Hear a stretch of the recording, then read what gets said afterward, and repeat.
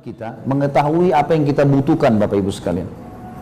Allah sangat tahu, maka Allah turunkan hukum halal haram. Tujuannya untuk kebutuhan kita sebenarnya. Gitu kan? Kita harus tahu masalah ini. Baik, saya akan masuk kasih contoh misalnya. Bapak Ibu sekalian, pernah terjadi dialog antara seorang syekh di Damaskus, ibu kota Syria, dengan seorang pastor Katolik di sebuah ruangan luas. Di situ dihadiri oleh banyak mahasiswa Muslim sama mahasiswa Nasrani. Dialog agama nih, seperti biasa yang Ahmad Didat lakukan sama Dr. Zakir Naik lakukan dengan beberapa pastor-pastor. Yang jelas terjadi dialog nih. Naiklah si pastor ini ke atas podium membuka pembicaraan mengatakan, kalian umat Islam ini melarang pengikut kalian untuk menyembah berhala. Nggak boleh sembah patung, nggak boleh sembah pohon, nggak boleh pakai jimat. Tapi kalian sendiri semuanya menyembah berhala. Buktinya kalian sujud menghadap Ka'bah.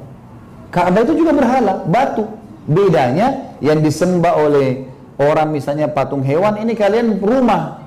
Secara akal benar juga gitu kan. Jadi itu kalian sembah berhala juga sama. Yang kedua, ini jadi saksi bahasan kita.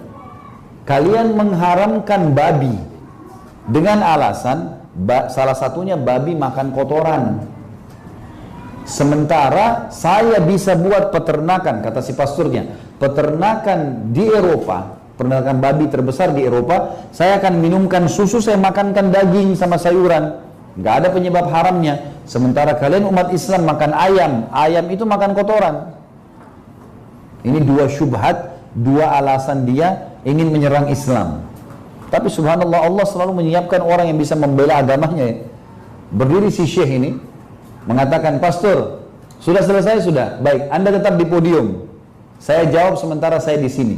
Karena dia mau berikan petunjuk kepada anak-anak muslim di sini. Ini pertanyaan ringan, bukan berat. Maka dijawablah sama dia. Dia bilang, kalau yang pertama Anda mengatakan kami menyembah berhala Ka'bah, Anda keliru. Kami tidak menyembah Ka'bah. Yang kami lakukan adalah menjalankan perintah Tuhan kami, sujud menghadap Ka'bah. Kasusnya perintah, bukan tempatnya. Kalau perintah Allah sujud ke lautan, kami sujud ke lautan. Ke pohon, kami ke pohon. Perintahnya ke Ka'bah. Ka'bah itu sebuah rumah. Dan Anda perlu tahu, Ka'bah itu kalau mau rubuh direnovasi oleh umat Islam. Ka'bah itu berapa kali renovasi?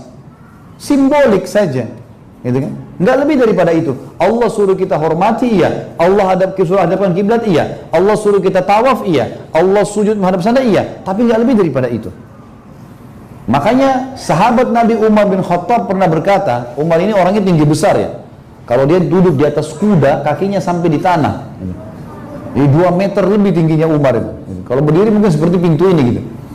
Yang jelas, Umar radhiyallahu anhu ini itu pernah di musim haji di zaman khilafahnya beliau lagi tawaf lewat di depan Hajar Aswad.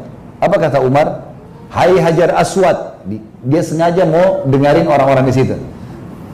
Demi Allah, kalau bukan saya melihat Rasulullah SAW mencium kamu, saya tidak akan menciummu, karena saya tahu kau hanya batu biasa.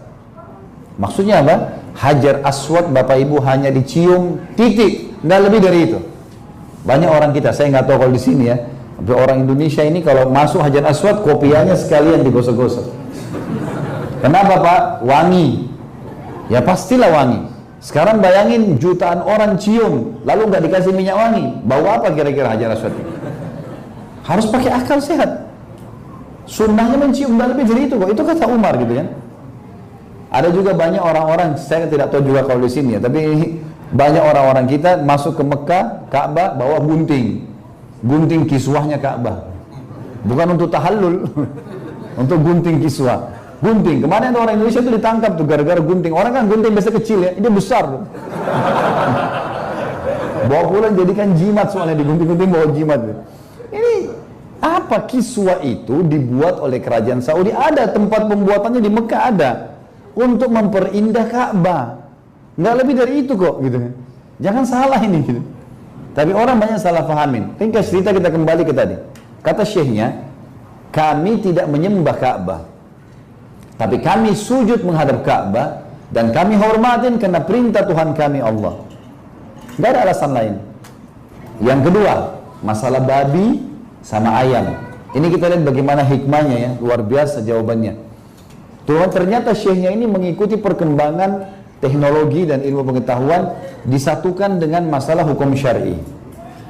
Jadi ternyata Bapak Ibu sekalian, hewan yang dimakan dagingnya itu bisa, selain, ini penelitian terakhir ya, selain bisa menjadi nutrisi buat manusia dagingnya, juga bisa mentransfer sifat.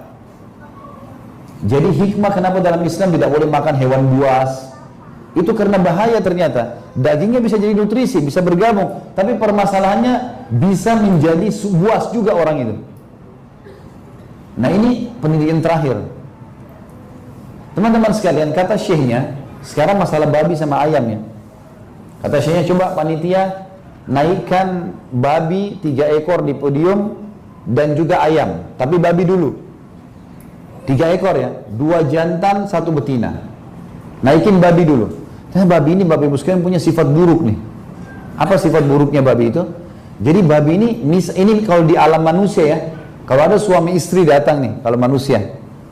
Nah babi ini, dia datang sama betinanya.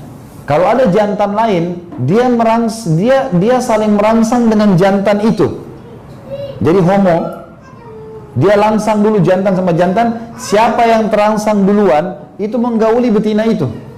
Jadi misal dia rangsang jantan yang baru nih, nanti kalau terangsang lebih dulu jantan ini menggauli betinanya dia tunggu. Terus yang jantan kembali merangsang dia untuk menggauli betina yang sama. Ini sifat buruknya babi, berbahaya sekali. Jadi ternyata selain punya cacing pita yang mematikan, memang dia punya sifat itu. Orang kalau sering makan babi kecemburuannya hilang. Nggak ada sama sekali cemburunya. Kata syekhnya, sudah lihat bagaimana perilakunya babi terhadap betinanya, dibiarin jantan lain menggauli betinanya depan matanya. Udah lihat, turunin, naikin ayam. Kan tadi pastor kasih contoh babi sama ayam.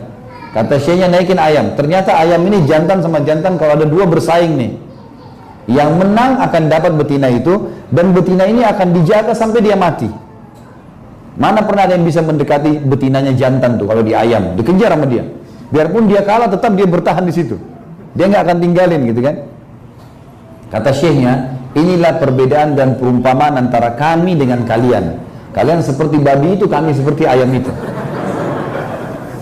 Tapi ada contohnya tuh. Karena kami dalam Islam punya mahram. Istri saya, ibu saya, tante saya, saudari saya, anak saya perempuan tidak boleh sembarangan orang sentuh. Mau ada adabnya, datang akad nikah baru halal, kalau enggak boleh, gitu kan. Seperti itulah. Jadi Bapak Ibu sekalian, Islam datang memang dengan kemuliaan. Allah tidak memerintahkan sesuatu kecuali baik.